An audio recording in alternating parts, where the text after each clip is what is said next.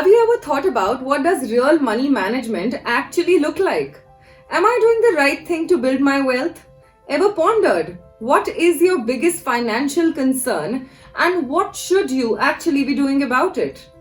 Even if your answer is a no, we've got your back.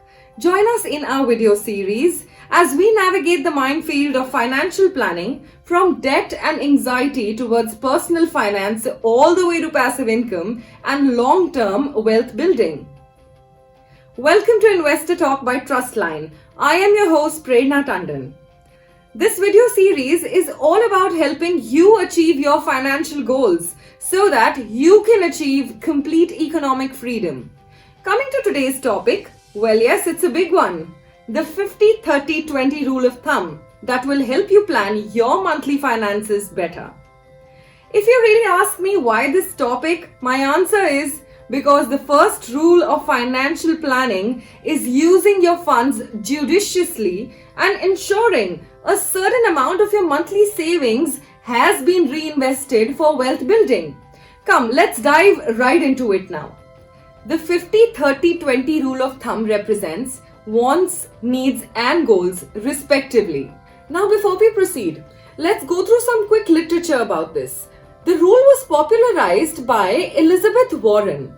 Elizabeth Warren was a former Harvard law professor and also a US senator in the book All You're Worth: The Ultimate Lifetime Money Plan. Designed as a rough rule of thumb for a working class family, the strategy aims to plan spending in order to prepare for the future and unforeseen circumstances, which we never know are sitting right there knocking at our doors. Well, COVID these days can't be a better example. According to this thumb rule, as the percentage denotes, a person should keep aside about 50% of their income or needs towards essential expenses. The next percentage denotes 30% that is dedicated to your wants or what you might consider discretionary spending, and 20% towards savings or goals. Now, this isn't a hard and fast rule, but more of a rough guideline to help you make a financially sound budget. So let's go through them one by one. Picking the first one, a dedicated 50% to needs or essential spending is a good share. Essential spending includes stuff that you basically can't live without. Your essential costs like your rent, your groceries, medicines, utilities like electricity, water, gas and transportation. Certainly you can't live without these things.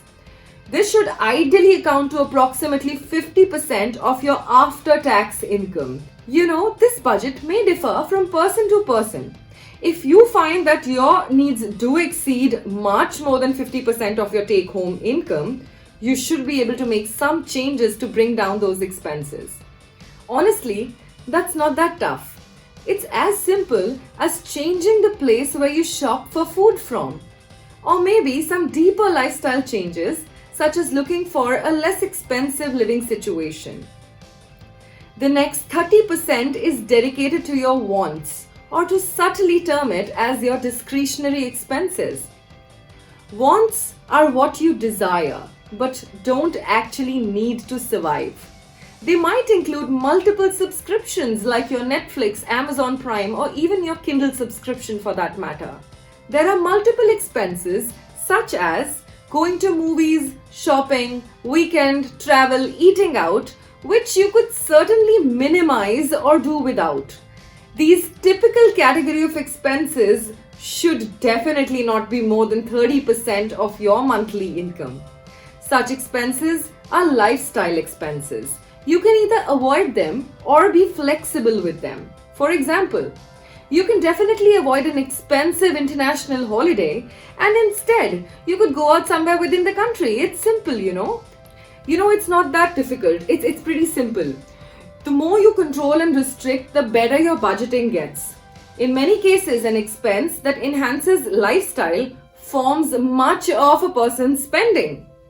Last but truly essential, 20% of your contributions should be dedicated to your financial goals.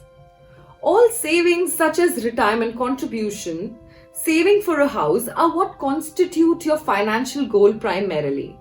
The fact that no matter how you manage the essential or non-essential expenses, if you save and invest 20% of your income, you would definitely not need to compromise on your goals. This could also include paying back your student loan. Although minimum repayments means it can definitely fall in the first category of needs.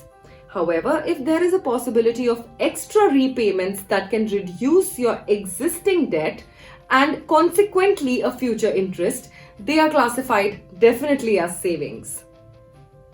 All in all, the bottom line is, if you put aside 20% of your pay each month, you can certainly build a better and durable saving plan. Well, that's it. If you use the 15-30-20 rule as a guiding principle, you'll definitely be able to control your finances and plan ahead in a better fashion. If you are a beginner, this is definitely a great way to kickstart the organization of your expenses. With that, join us next week as we talk about taking financial planning a step further and building an emergency fund. Stay tuned and subscribe to this channel for further updates.